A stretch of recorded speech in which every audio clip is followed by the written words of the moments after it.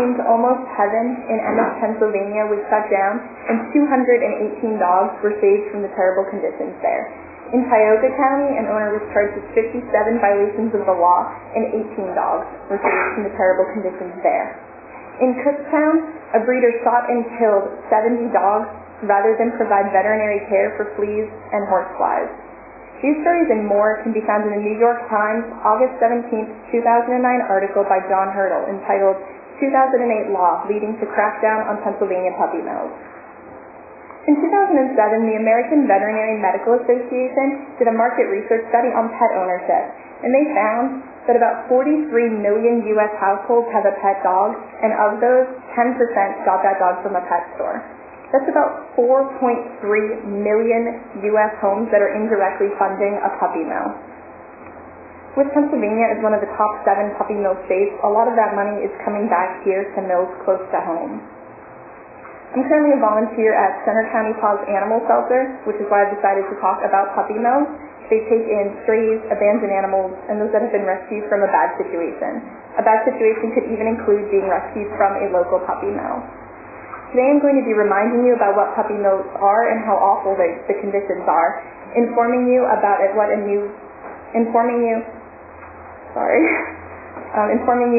solution to this problem, and then discussing advantages of my proposed solution.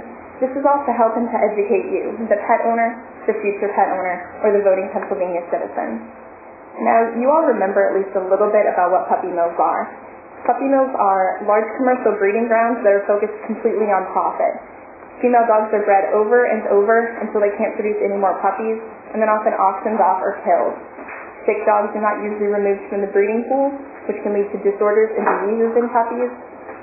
And crowded cages are often stacked one on top of the other with wire flooring so all the waste material falls through to the bottom cage. According to the American Society for the Prevention of Cruelty to Animals, puppy mills came about shortly after World War II. This was in response to crop failure in the Midwest, so farmers turned to a new source of income, and that was puppies.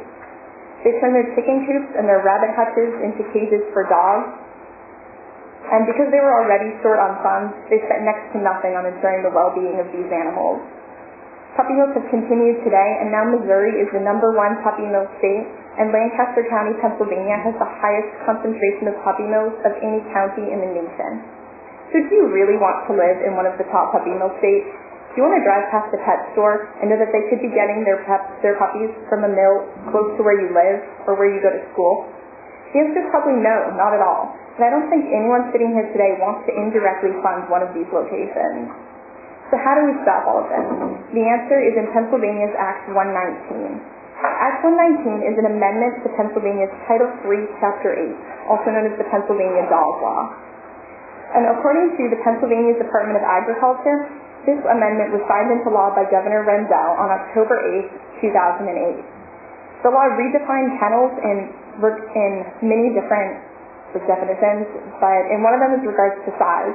And kennels could be either commercial kennels, which sell or transfer 60 or more dogs per year, or just a regular kennel, which sells or transfers at least 26 dogs per year. And the actual text of the amendment, as I found online at the Animal Legal and Historical Center, includes some of the following changes to kennel life. First, dogs have to be in maintained enclosures that have to be safe and in good repair and cannot harm them. Second, cages have to be kept clean and regularly sanitized. Third, flooring cannot harm the animals, and its feet cannot go through any opening in the floor. This means that flooring cannot be made of chicken wire, which is pretty common before.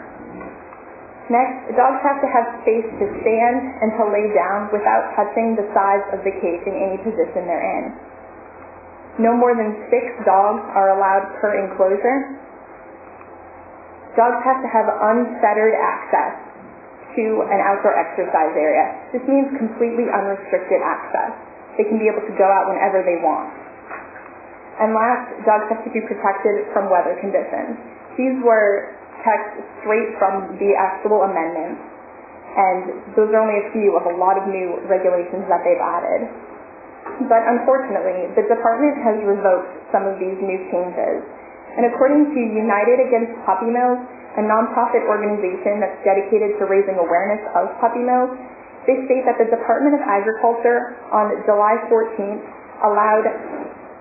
they passed a provision that allowed for 50% of flooring in cages to now be made of wire.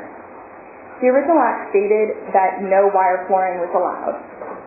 And by them allowing wire flooring, this can cause injuries in dogs like splayed feet, painful abrasions, cysts on their paws, or even broken legs if they get a leg caught in the holes in the wire. Another problem occurred only 2 days later when the Secretary of Agriculture, Russell Redding, issued a statement of policy saying that kennels would be in compliance with the law if they only provided daily access to an exercise area. Now that doesn't sound so bad, but the problem with that is that the law stated dogs should have unfettered, unrestricted access to the exercise area. And if the owners only have to let them out once a day, who's there making sure the owners are actually doing this? With the conditions that a lot of mills are currently in, the owners are probably not going to let their dogs out, and they'll continue to spend their lives in a cage. My proposition is just that we return to the original Act 119. It wouldn't be that difficult, especially since the changes are very recent. The law could even be enforced the same way, except it would require much stricter regulations and routine inspections into both commercial and non-commercial mills. This amendment also has the full support of a host of experts around the state and around the country. There's an article by the Humane Society of the United States entitled Animal Protection Coalition Asks Court to Uphold New Law from April 3rd, 2009. And this article quotes several experts, including Beth Smith-White, the acting CEO for the Pennsylvania Society for the Prevention of Cruelty to Animals. And she says that we have and will continue to stand behind Act 119 as a reasonable and effective means of preventing animal cruelty in the large-scale breeding operations that flourish in our state. Puppy mills have been a problem for a long time, and only recently has legislation been passed that allows for a solution to this problem, and that solution is Act 119. Not only will the Act force kennel owners to adhere to its regulations, it will also allow dogs to live safer, healthier lives that are not filled with injury, disease, and even untimely death. This original Act 119 will allow dogs at kennels to run around outside. At the Almost Heaven Kennel in Emmis, Pennsylvania, 218 dogs were saved from the terrible conditions there. In Tioga County, 18 were saved. With Act 119 firmly in place and enforced, those terrible conditions never would have happened. Thanks.